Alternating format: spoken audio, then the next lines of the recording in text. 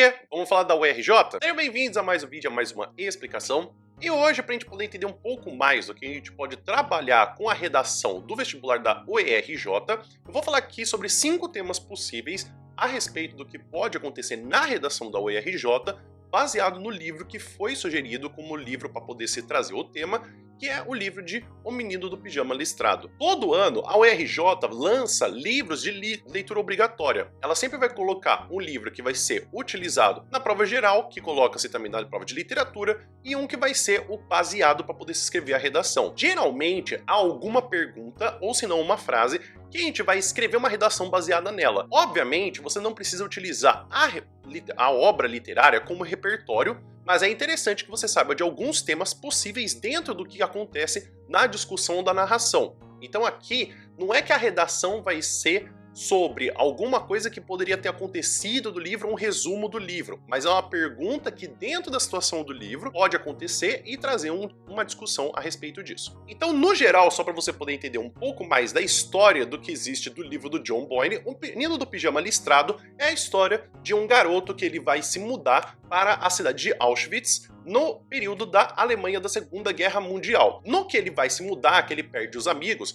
ele conhece um outro garoto que vai também estar dentro do campo de concentração, mas ali ele não tem muita noção do que está acontecendo. Ele descobre que o menino tem a mesma idade, tem o mesmo ano, o mesmo dia que ele nasce, e aí eles começam a conversar, trocar alguns assuntos. Inclusive ele chama o campo de concentração de um campo de pessoas usando pijama listrado para poder fazer essa referência de que era o campo de concentração. No final da história, a gente vai percebendo que ele vai perdendo o peso, porque a criança vai vendo isso, porque ele vai trazendo comida, e aí a criança que está aprisionada queria ver o pai. Acaba que o garoto que estava fora da cela, ele consegue pegar algumas roupas e pular o muro, ele é pego junto com a outra criança e eles são mortos dentro da câmara de gás. O que a gente descobre depois é que o pai que tinha dessa criança que estava conversando com a criança que é o chamado Menino do Pijama Listrado, ele descobre depois que o filho dele, porque ele era uma pessoa que trabalhava no campo de concentração, acabou morrendo dentro do campo de concentração. E aí, o livro, inclusive, ele acaba com uma frase muito poética, que ele diz até mesmo que, traduzindo do inglês, que vai falar que, com certeza,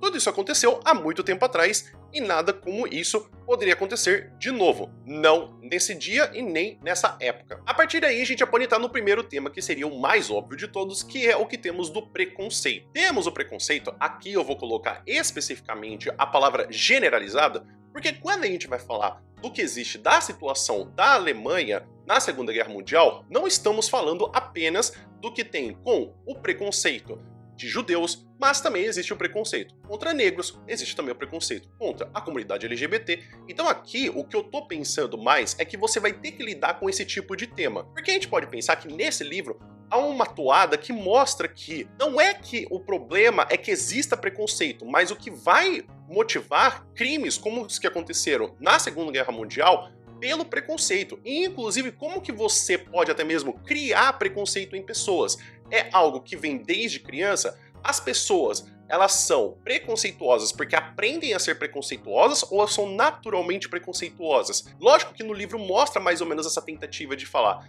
porque as pessoas aprendem a ser preconceituosas. Mas será que isso realmente acontece? Será que a gente não teria preconceito mesmo sem a gente precisar ser ensinado assim, ou ser algo cultural? A segunda pergunta, o segundo tema que poderia se trazer, que eu acho que é muito mais interessante, seria de como ensinar crianças sobre o preconceito. Esse livro é muitas vezes citado como uma boa temática para a gente poder falar da Segunda Guerra Mundial e até mesmo do que a gente tem de antissemitismo e de preconceito. Só que, como que a gente fala com palavras claras? Perceba que ao longo de todo o livro vai se falar de uma situação que você conhece o que está acontecendo, mas você não está realmente dizendo o que é. Quando você vai ver o nome O Menino do Pijama Listrado, você vai pensar que é outra história. Aí você vai ver que é sobre os campos de concentração, mas nada é muito dito realmente. Só que isso é um problema que não vai permear apenas preconceito. Mas como que a gente ensina crianças alguns assuntos que a gente considera adultos demais, sérios demais? Porque a gente tem que esperar até o ensino médio, a gente espera até o 9º ano. Será que a criança deveria realmente aprender isso na escola ou aprender com os pais? Mas como que os pais vão ensinar isso?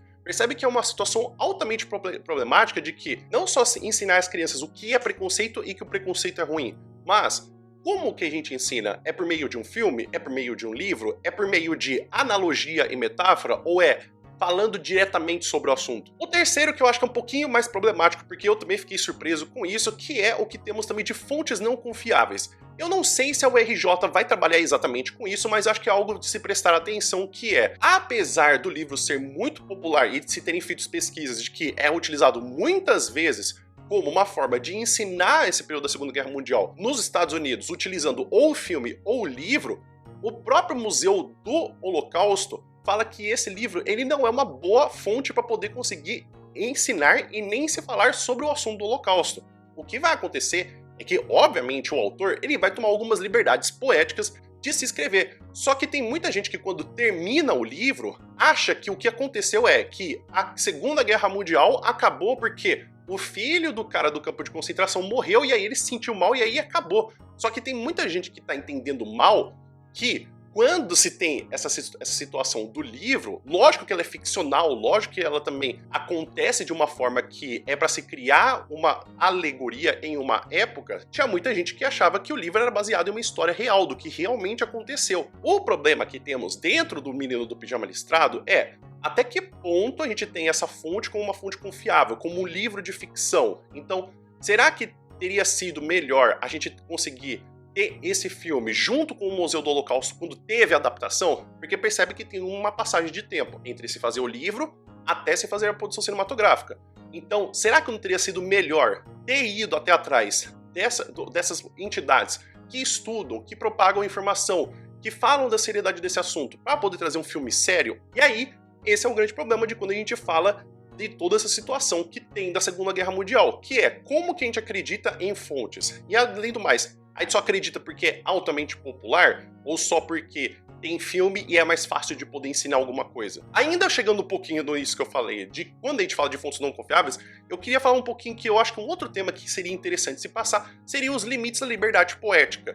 Esse livro, ele tem que a gente entender que é uma toada um pouco mais americana. Então, o ponto de vista de se falar da Segunda Guerra Mundial é algo que se bate muitas vezes para poder conversar nos Estados Unidos, seja de livro ou seja também de quando a gente fala de filmes. Então, seja do que tem dos campos de concentração, ou também você tem até histórias de quadrinhos, isso é algo que é muito normal. Mas até que ponto podemos ter liberdade poética de fazer com que a gente fale de um assunto e a gente não trate ele com seriedade? Por exemplo, o livro ele continuaria sendo bom dadas as liberdades poéticas que ele tomou de mudar alguns assuntos, de trazer uma certa romantização do que a gente tem desse livro para poder trazer uma certa emoção para o leitor, de mostrar, olha como toda essa situação é triste, mas ela acabou bem. Como que a gente traz esse limite da liberdade poética de um filme e de um livro para se falar de uma história? Além do mais, será que não deveria existir esse tipo de leitura? Porque perceba que por conta do livro e do filme, a gente tem pessoas que são mais certas e conversam sobre o assunto e pesquisam sobre o assunto do que a gente tinha antes. Então, será que essa popularização ajudou na conscientização? Então, por conta da liberdade poética, as pessoas são mais conscientes ou elas são menos conscientes? Então, a gente tem que respeitar a liberdade poética ou não com assuntos sérios? E eu acho que o que mais chama a atenção, que foi o que eu falei, que inclusive que acaba o final do filme, inclusive do livro, é realmente se responder a pergunta: algo como o que aconteceu no livro não aconteceria atualmente, nem nos dias de hoje, nem no período do que aconteceu no livro do Menino do Pijama Listrado? Perceba que, quando a gente fala dessas histórias, lógico que a gente está colocando especificamente de a gente pensar, tá, acontecer na Alemanha especificamente e acontecer dessa forma. Mas será que quando a gente não fala de outros países que são invadidos por indústrias militares, como a dos Estados Unidos, e até mesmo quando a gente olha a nossa situação da favela e que olha pra gente poder falar que essas comunidades elas não estão sendo repetidas essa mesma história porque simplesmente a pessoa tá morando no CEP errado, parar pra pensar aqui, tá, essa história do jeito que aconteceu, que nem o do Menino do Pijama Listrado, será que ela realmente não já está acontecendo ou ela nunca deixou de acontecer ou só tem um outro nome? Porque esse tipo de preconceito e esse tipo de que temos de um assassinato específico que temos de pessoas, será que ele não continua acontecendo, mas ele tem nomes diferentes? Então, não estou querendo colocar no mesmo grau de comparação do que tem na Segunda Guerra Mundial. Preste atenção. O que eu estou querendo dizer é, Será que o que a gente tem quando a gente fala sobre o preconceito e também até mesmo sobre esse assassinato específico de etnias e de culturas, ele não continua acontecendo porque sempre aconteceu? Então é isso, pessoal. Espero que vocês tenham entendido, espero que vocês tenham gostado. Inclusive, fica aqui, então, 5 temas que eu acho que poderiam ser sugeridos para você poder estudar sobre a UERJ.